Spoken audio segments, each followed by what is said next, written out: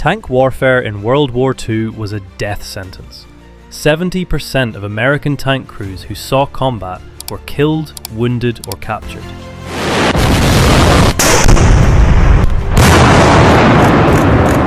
Inside a Sherman, you were outnumbered, outgunned, and facing German armour that could punch through your front plate at 1,000 yards. Most commanders didn't survive their first month. But 5 men didn't just survive, they dominated. They turned death traps into weapons, and one commander's legacy was so dominant, the army named its next tank after him. This is combat performance, ranked by what they achieved when the odds said they couldn't. December 26th, 1944. The road to Assenois, Belgium.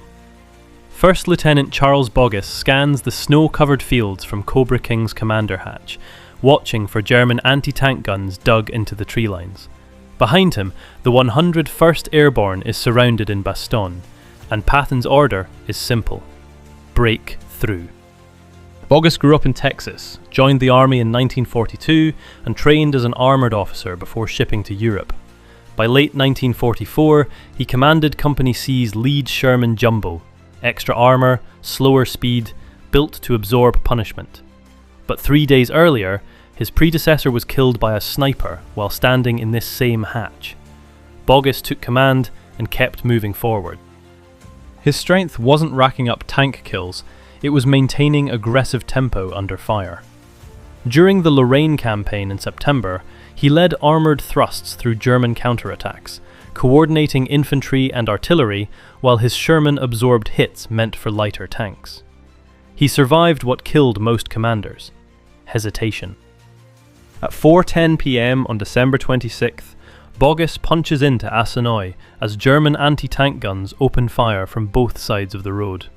He doesn't stop, and Cobra King's 75mm gun suppresses positions while infantry clears buildings behind him.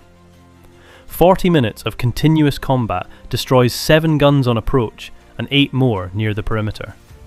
At 4:50 p.m, he makes contact with American engineers and breaks the siege, taking 428 prisoners. Boggess never claimed a personal tank kill, but he led the breakthrough that saved Bastogne. The next commander didn't save divisions, he hunted panthers in the fog. The panther appeared at the end of the street like a steel ghost.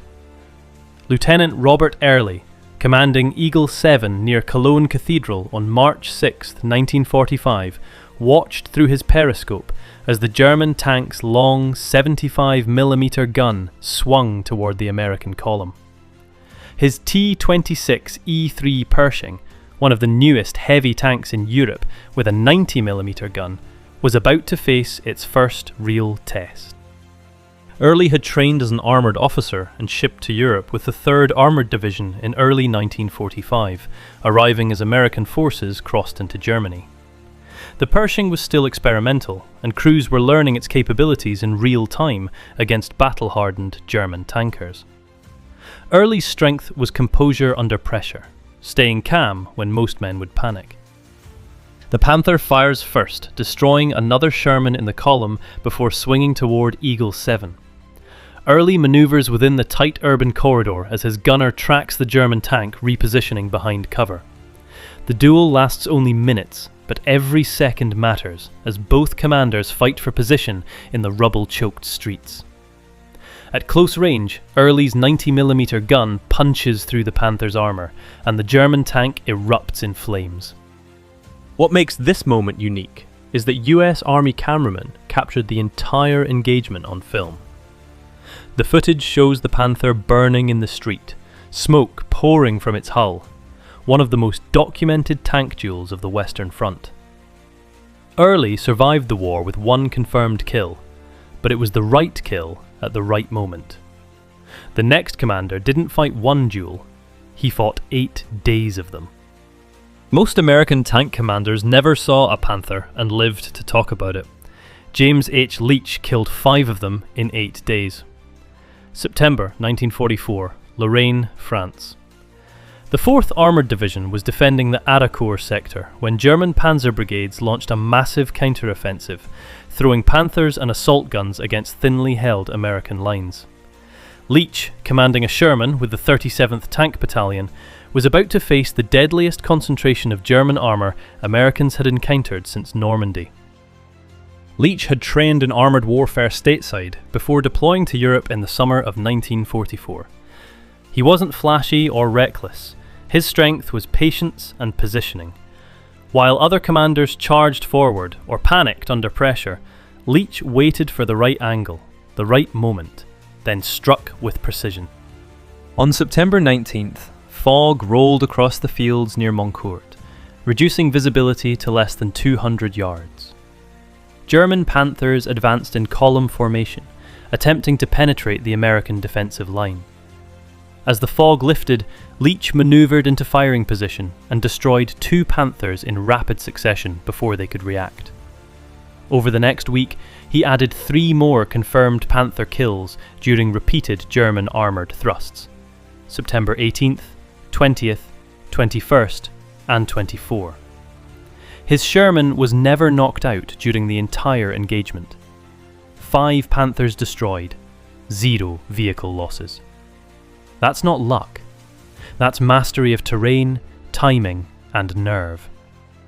But the next commander didn't just survive intense combat. He kept coming back after being knocked out 3 times. The 3rd time Lafayette Pool's Sherman was knocked out, his crew thought he was done. Most commanders didn't survive 1. Pool climbed into a new tank and kept hunting. Pool grew up in Texas, enlisted in 1941, and became a tank commander with Company 1, 32nd Armoured Regiment, 3rd Armoured Division. By the time he reached Normandy in June 1944, he trained for years in armoured tactics, but nothing prepared him for what came next.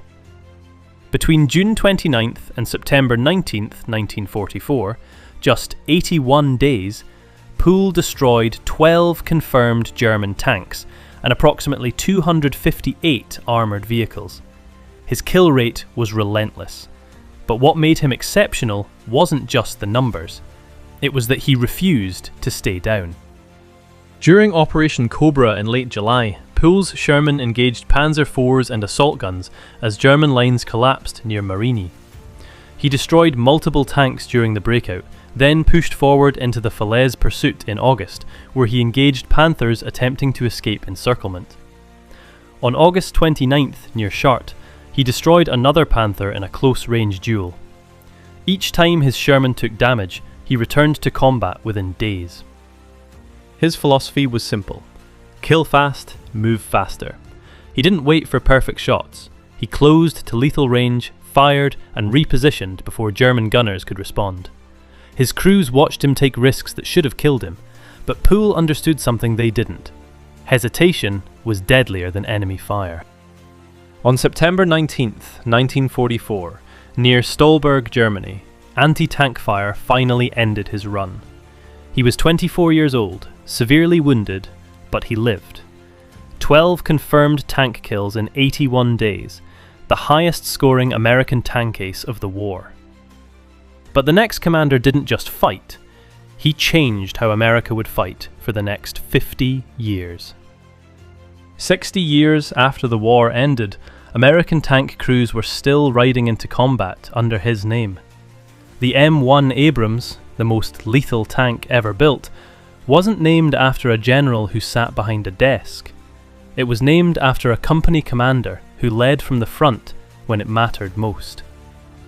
Creighton W. Abrams grew up in Massachusetts, attended West Point, and graduated in 1936 as a professionally trained armoured officer. By the time he reached Europe in 1944, he commanded Company C, 37th Tank Battalion, 4th Armoured Division, part of Patton's 3rd Army. Unlike the other commanders on this list, Abrams wasn't hunting individual tank kills. He was coordinating entire armoured formations under fire, directing multiple Shermans, infantry and artillery simultaneously, while German tanks tried to destroy him. In September 1944, during the Battle of Arakour, German panzer brigades launched massive counterattacks against American positions in Lorraine. Abrams led his company through days of brutal armoured combat as panthers and assault guns hammered the defensive line. His personal Sherman likely destroyed at least one panther during these engagements, though company-level reporting makes individual attribution difficult. What's certain is that Company C held the line and destroyed multiple German tanks under his command. 3 months later, Abrams faced his defining moment. On December 26, 1944, he led the 37th Tank Battalion's spearhead toward Bastogne, coordinating the armoured thrust that broke through German lines. His leadership during this operation, managing tank formations, artillery support, and infantry coordination under intense fire, demonstrated a level of tactical command that separated him from every other tank officer in the European theatre. During the breakthrough, his Sherman engaged German armour in the defensive corridor, adding a probable Panzer IV to his personal tally. But Abrams' impact extended far beyond individual engagements. After the war, he rose to command American forces in Vietnam, and later became Chief of Staff of the United States Army. His understanding of armoured warfare, learned in the chaos of Lorraine and Bastogne, shaped American tank doctrine for decades. When the Army needed a name for its next-generation main battle tank in the 1980s, there was only one choice. Creighton Abrams never claimed to be a tank ace. He didn't need to. He proved that the deadliest commander isn't always the one with the highest score. It's the one who changes how the fight is won. 5 commanders, 5 different paths to combat dominance. From breaking sieges to hunting panthers, these men proved that effectiveness isn't just about kill counts, it's about leading when it matters most. Want more?